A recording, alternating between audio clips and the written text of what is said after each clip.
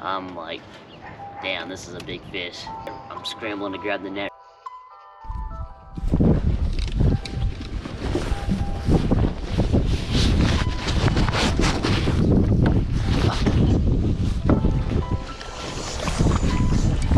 Nice fish.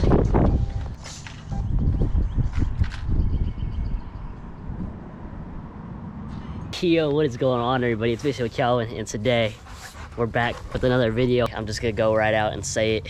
Today we're fishing, or not today, but tomorrow we're fishing my first of hopefully many fishing tournaments. I just joined a bass club 2 months ago, super pumped about it, and so we got a tournament tomorrow out at well-known Kansas Bass Lake. Should be exciting. We are gonna go catch them, hopefully. The weather's been acting really weird, but I think we still could catch them. My partner for this tournament is actually saying we're both gonna need a full bag, which is 5 each, I believe, for us to win this thing. So hopefully we can do that. It's my first time, so hopefully I could deliver. That's why I stayed up all last night. We're just trying to lock in, if you know what I'm saying. So why I'm filming this today, I'm going to my partner's house, and then we're gonna go to check in a hotel and then go fish, so that way we don't have to wake up at like the butt crack of dawn to get there on time. So this is gonna be a new series on the channel, tournament vlogs. Just gonna vlog it for you guys, and so hopefully you guys are interested in this stuff, because we're gonna be doing a lot more of it here in a little bit. So stick with it, and I'll catch you guys in a couple hours. So let's get it.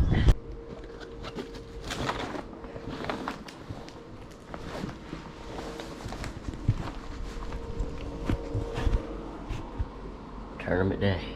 Let's get it. Alright guys, so from here on out, I'm gonna commentate pretty much everything, break everything down for you guys, show you guys what I was thinking, what the plan was, what I was catching them on, and I'm just gonna shoot you guys straight. So starting at 6:30, we got to like 30 minutes before just to get rods ready, get together for a little bit. So I'm getting my rods ready. It is pretty cold. Randy let me borrow his rain stuff, so that kept me warmer. I did not think it was gonna be that cold, but it was. So I'm rigging up my rods. I brought 5 rods. I brought 3 bait casters and 2 spinning rods. To start out with, I tied on a Ned rig, just old reliable. I knew I wasn't gonna be able to throw it around too much, but I might be able to throw it around some places and maybe catch a few little ones or something if I'm really struggling for a bite. And then on my other spinning rod, I had on a shaky head, so I really forgot what I was throwing on my bait casters, but I know I did have belly weighted swim bait, and that's the main one, because that's the one I threw pretty much most of the time. Randy was talking about finding schools of bait, trying to catch some suspended bass, so I just left it on there. I did that. We launched the boat. There's a little bit of shenanigans going on before. Watch, he's gonna start talking shit again. Probably.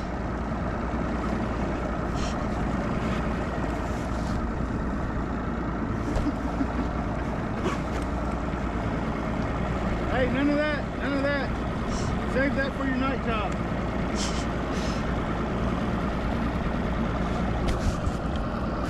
For the running order, we were boat number 5. Boats start lining up. All the boats are launching. Randy's telling me the plan. We're looking at the water temp, and I was looking at the water clarity. It was actually really clear. There's probably 8-10 foot visibility, and so Randy's telling me the plan. So here's what I'm thinking. We'll probably leave, and when we leave out of here, we'll go up that direction. Yeah. Because what I was showing you on the maps was right over here, right over there.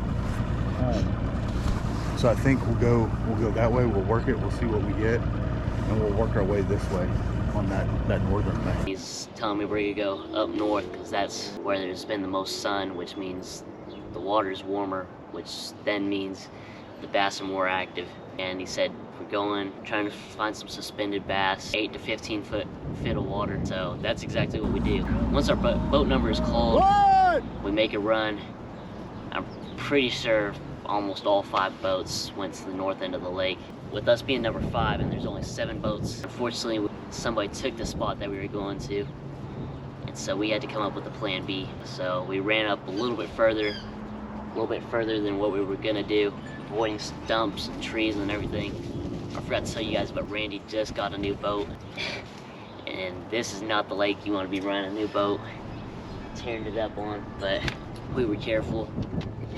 Ran over one stump, but we weren't going too fast. We make it to the first spot, and we're sending about 10-15 foot of water, and I pick up the swim bait.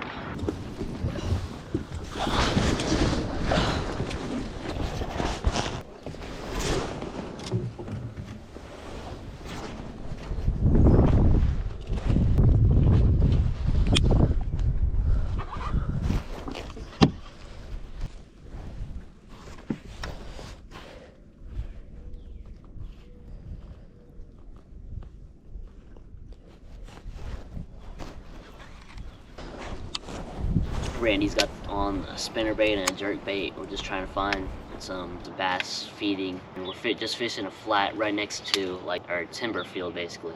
And this timber field, let's say this is the bank, it's kind of hard to explain, but so you guys can see in the video. So here's the bank, and then there's like a whole patch of timber. Just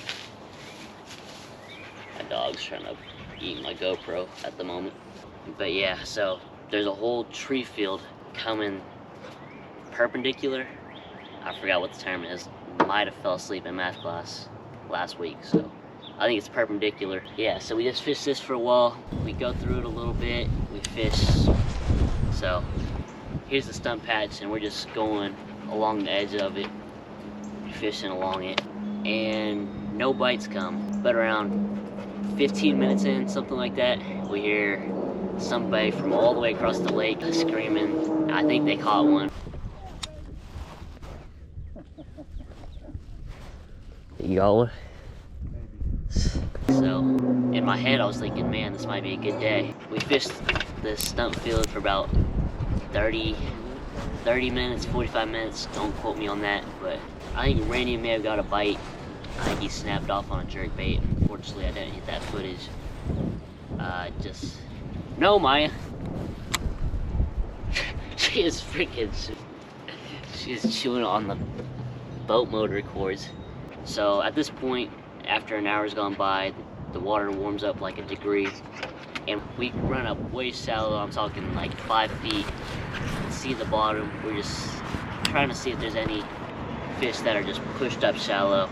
Maybe they're not as deep as we think, and we're just hoping we could see some fish cruising, bedding, something. I switched to a chatterbait and didn't see a darn thing. What do? We go back out and fish another timber patch or whatever you want to call it, and we do this for a little bit. And Randy, I did not get the footage on this one either. Randy snapped off on a giant on a jerk bait. He said he saw the flash and everything. So that's pretty much the only action we get. And then all of a sudden Randy starts skiing out his other rods from his rod locker and starts rigging up another rod, and what he ties on is a jig. That was the money move right there.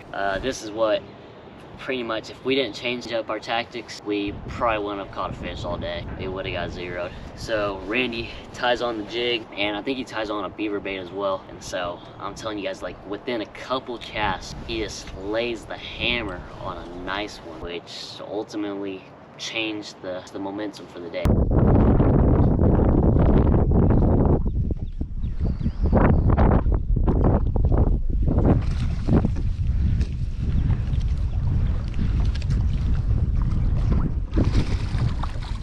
Nice.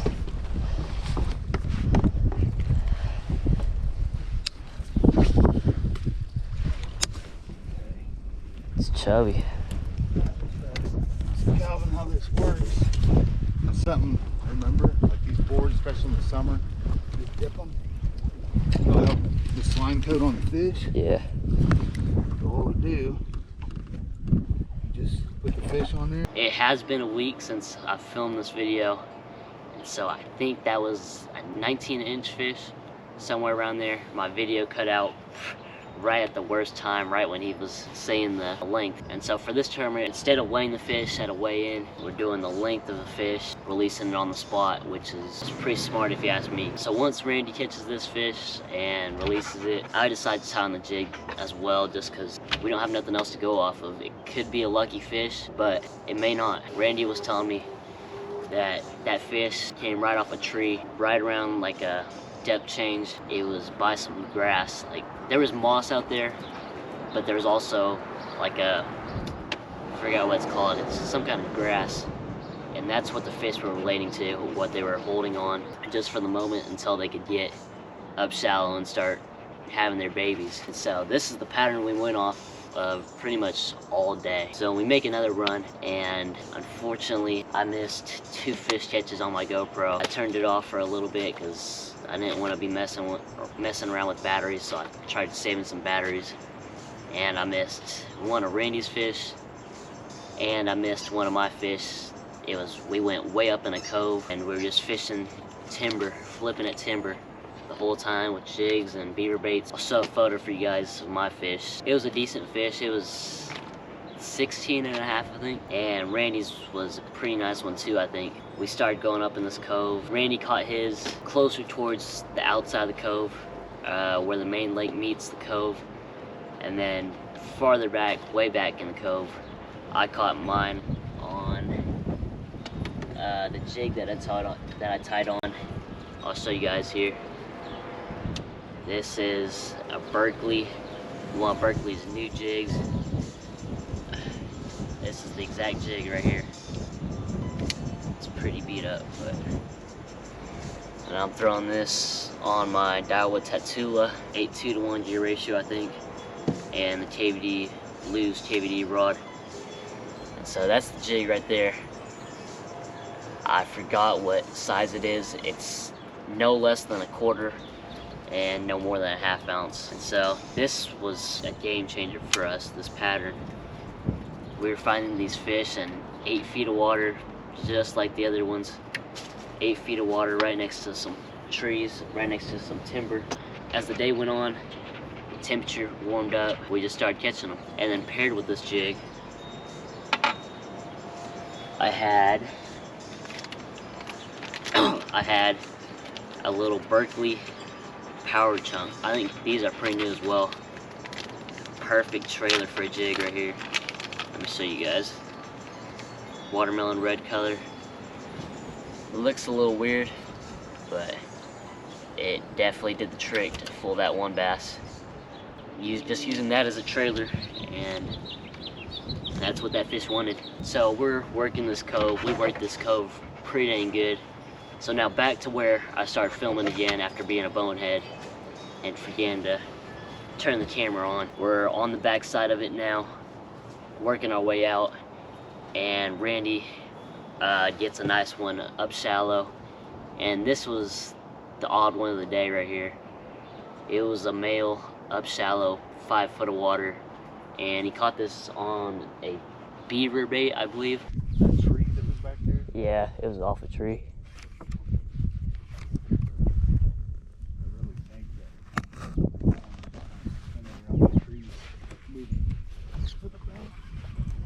Yellow?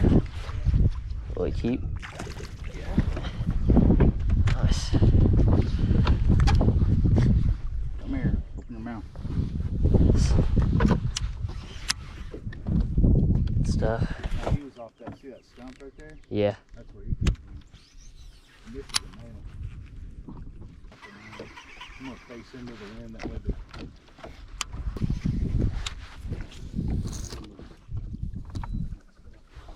Then again, there we are again. We're coming out of that deeper water to the shallower water. I know Yeah. thinking Dad coming. I wouldn't have missed that fish. 15 3/4. Nice. I want to use some of this, right? This guy was probably up shallow, making the bed while the females were out deep, just getting ready to move up shallow and lay their eggs. And so Randy sticks this nice one, and then We keep going up the cove, up and out, and we work our way to a point, and I didn't get the hook set, unfortunately. But I turned my camera on right after he set the hook, and Randy catches a straight hog. Yeah. This bass was big. I mean, when he pulled this thing up, I was like in disbelief. I'm like, damn, this is a big fish. I'm scrambling to grab the net real quick. And I open up the net, and instead of pulling the stick out to get the net fully extended, I didn't want to lose this fish, so I just dipped in, scooped it up. I mean, it worked.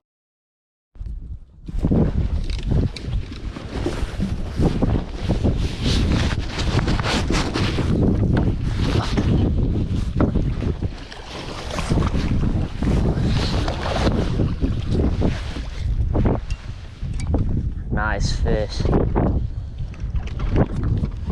It's a giant. I think that's a 6. Maybe. Try to get it out this way so I'll lock it.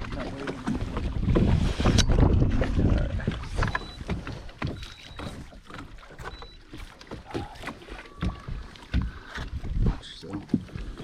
Oh yeah, I think that big girl wanted to eat.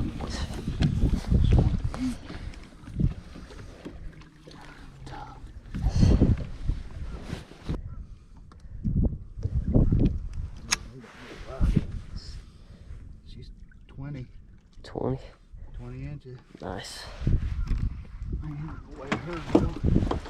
Randy ended up winning this fish, and I think it was, at first his scale was reading like 4.23 or something like that. It was tripping. After a little bit of fumbling with it, it finally reached 5.7, which is almost a 6-pounder. So after Randy releases this fish, we keep fishing our way out of this cove, keep fishing a little bit further, still on the timber. About an hour left, we decide to make a run. We decide to go all the way down to the dam and see if we can't pull a couple off. And so we make a run down there, and I just start throwing everything I got at it. My jig, my spinnerbait, my Ned rig, and Ned rigs never let me down, but today it did. I don't know what was going on. Couldn't get nothing on the dam, and so we move up a little bit closer to the boat ramp. We're about maybe 100 yards, and we're just fishing a little, I don't know what it was, a little flat with a bunch of little stumps and stuff, and couldn't get one just before it was time to go in. Right now we're wondering, will we have enough to win this thing? Like I said, we talked to some other boats and they said they haven't been doing the greatest. Some boats didn't even have a fish when we talked to them, so I knew we were in a good spot, a good position to maybe get to win. So we pull up to the boat ramp, we trailer the boat, mess around for a little bit, talk about the day. Whack him. He caught 4 and I caught 1. Caught one more. I broke one off. It would have gave me a limit. I broke off 2 as well. They throwing a wacky worm in the timber, and none of the hooks. I went through about 10 of them. They kept straightening the hooks. Oh yeah. And then we find out we ended up winning the thing, but it was actually pretty close. One boat, the second place boat, had 4 fish too, and they were just 2 pounds, 2-3 pounds off of us. I'll show the results after this video, but it was close. Some people even zeroed, which it was a tough day. I was happy to get one. So yeah, we won the freaking tournament. First tournament ever. Learned a whole bunch this trip, and I just hope to keep learning more. I got another tournament here in a couple weeks out on Milford, so that should be fun. So yeah, that's pretty much the end of the video. I hope you guys enjoyed. And if you did, give it a like and subscribe to the channel if you aren't already. Let me know that you guys like these tournament vlogs. I'm gonna go fishing probably right after I end this video. So peace out, and I'll catch you guys on the next one.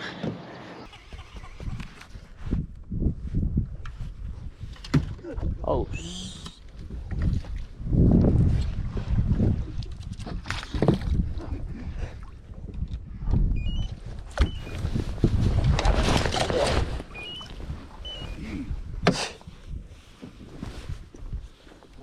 happened? It slipped out your hand. I've been having issues like with my elbow, Oh, really? and I went to flip it, and it, like I just lost all. I had no control. I